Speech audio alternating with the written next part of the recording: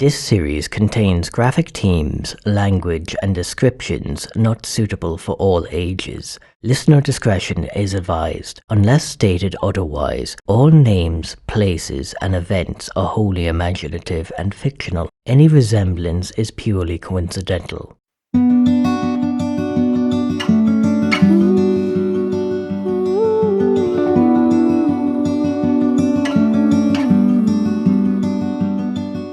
The Trees Swallow People by Conor Matthews.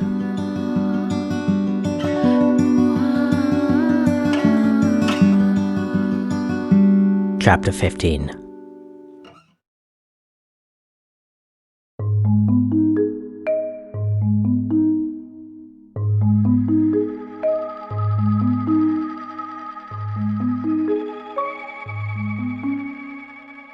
If I said you were invited to a party, but I said it with a gun in my hand, would you go even if you didn't want to?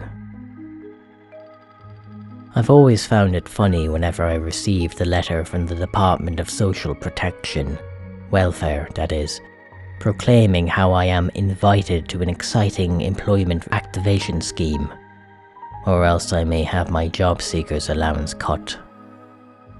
They never outright say it, but it's heavily implied. My theory is that they can't outright say they will cut it. Likewise, me holding a gun isn't me threatening you, but you probably should accept the invitation. Debt and taxes, they say, are the only certainties in life. I think they missed bureaucracy. When I think of the time I blurted out the park ranger's name when Shepard was looking for a sacrifice, I knew for certain I had lost my mind because it never occurred to me to name someone from the department. Even before my partner passed away, they were hounding me. They had gone quiet when the trees first gained notoriety, but I should have known better than to think that would have lasted long. I wonder, did they too, like many in the country, lose someone to that cursed paddock? Or do soulless creatures of eldritch horror not attract? Does real recognize real? After everything, the debts, the mania, the breakdown still going on, though once again inviting people. I had no choice. The Jobway Reactivation Centre was located in the Maynooth Business Park, an ironic misnomer since it was located outside Maynooth. Whoever named it obviously didn't have to walk the 40 minutes to get from the train station, off the bridge, down past the petrol station, past the large gated homes, past the last bus stop in Maynooth, past another petrol station, past a small estate still under construction, past the Aldi, or was it a Lidl, over the bypass, dodging speeding cars turning onto and off the M4 motorway, crossing the 3-lane road, following the path around the corner into the entrance of the business park, and then following the main road until you reach Building F. I was just about to head on inside, grabbing the door handle and reading the floor layout to learn that Jobway was in room A on the ground floor, when I saw, to my disbelief, a tree in the car park. Not just any tree. This tree was just like the one in my back garden. The longer I stared, the more I was beginning to convince myself it was the exact same tree, not just a similar one. It only then occurred to me that I had heard of something like the trees in the paddock before. At the time, the name escaped me, but I've since learned it's called Pando. A single organism that connects a forest of trees as though they were conjoined twins. This factoid struck me at the moment. What else struck me was the realization that the tree's presence didn't bode well for those at Jobway. Perhaps, I thought morbidly as I entered, the trees were good for something after all.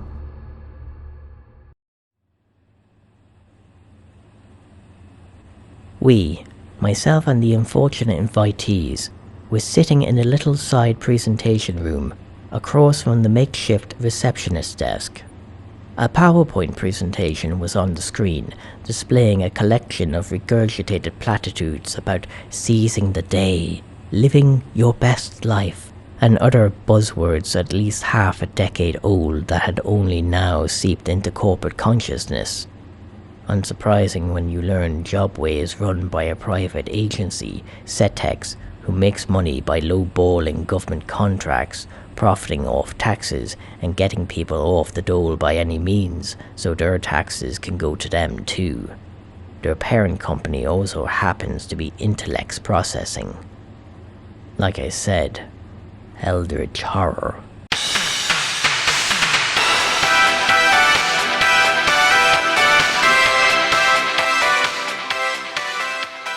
The lights dimmed and music started playing. A loop of a synth melody escalating to a double beat. Myself, the too young to retire 60-year-old, the housewives looking to get back out there, and the Polish graphic designers were all looking around us, confused. The door erupted, and a man rushed past us, spinning in mid-air and landed spread-legged, holding out his hands with the most horrifically American smile you've ever seen. Good morning! Are you ready to get back living? Sweet Jesus, I think I figured out what Shepherd did before the trees. This, it would turn out to be, was Frederick Poulton, who insisted we called him Fredio, joking, I hope, that he wouldn't answer to anything else before chuckling to himself. Frederick was the kind of man who was in his 40s but desperately saw himself as a 30-something-year-old. His relatively fit body, rolled up sleeved shirt, and neatly combed coiffed on his aged yet hairless face, along with his bombastic entrance, gave the distinct impression that he bought into motivational speakers like Tony Robbins. I don't disparage that, but not everything can be solved with the power of confidence. No one is in a wheelchair because of a bad attitude. No one was touched as a kid because they didn't have a dream board. No one dies of rectal cancer because they had negative thoughts. Frederick would disagree.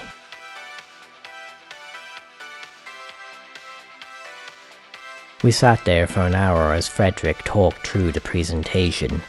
According to Jobway, we weren't unemployed, we were prospective workers. They weren't employment agents, they were career activators. And we weren't forced to sign contracts that gave away our data, we were joining the patented Jobway Honesty family.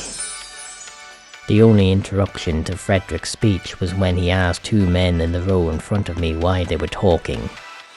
One explained his friend spoke no English and he was translating. Frederick allowed this, getting back to his speech on why there was no reason we couldn't have jobs. Afterwards, we were assigned our career activators. Some people called out on a roll call were missing. I recognized some as names of people who were swallowed by the trees. It was curious why their names were still on the register, unless someone was still claiming their allowances. Frederick got around to my name. I held a hand up, forcing back an "on-shaw" from habit. Frederick smiled, for it was my ill fortune that he was my career activator.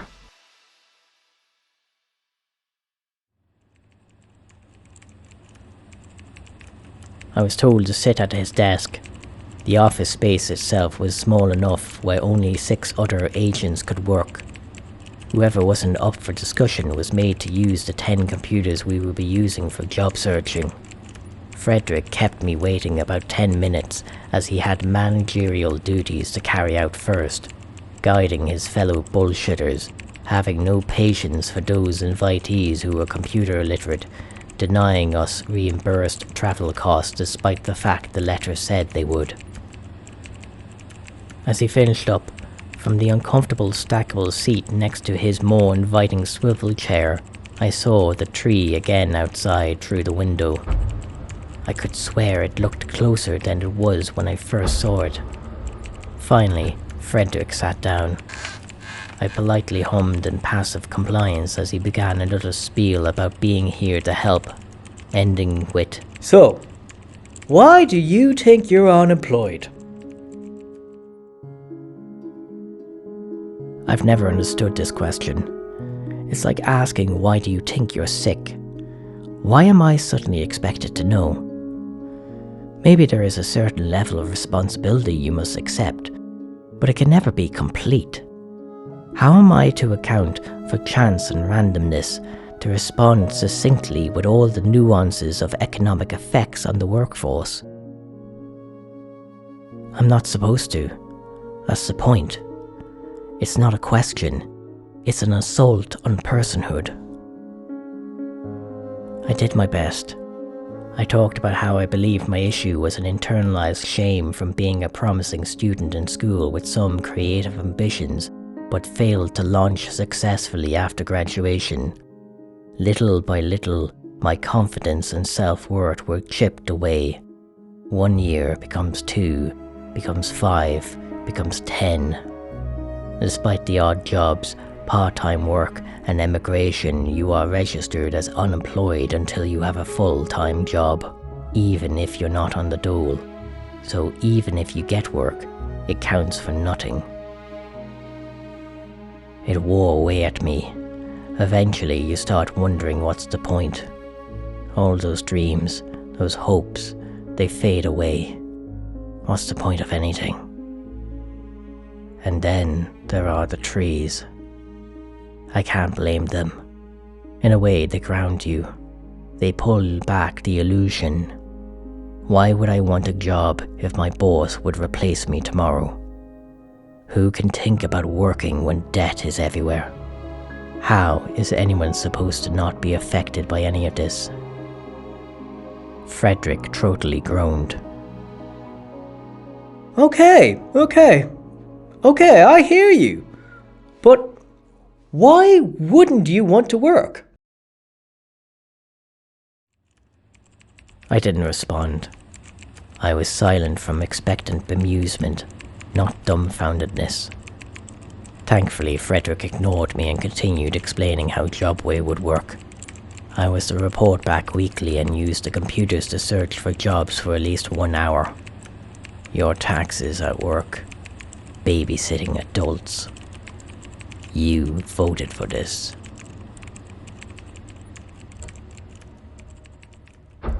As I left, disgruntled as I wasn't reimbursed for the train, I looked to the right to check on the tree.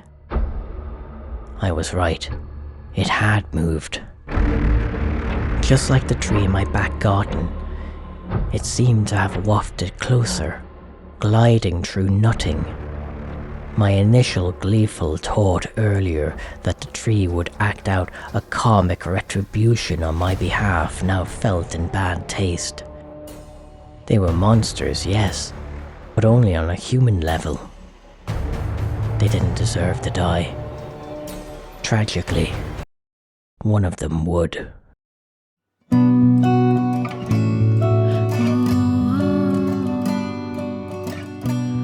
The Trees Swallow People was made possible with a generous bursary grant by Kildare County Council and studio time at Platform 4 Studios in Leixlip, County Kildare, Ireland.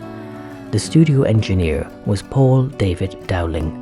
All music and sound effects featured in this episode are credited in the episode description and are available royalty-free at pixabay.com. They accept donations. All other rights are retained by the owners. The theme song is Forest Lullaby by Les FM.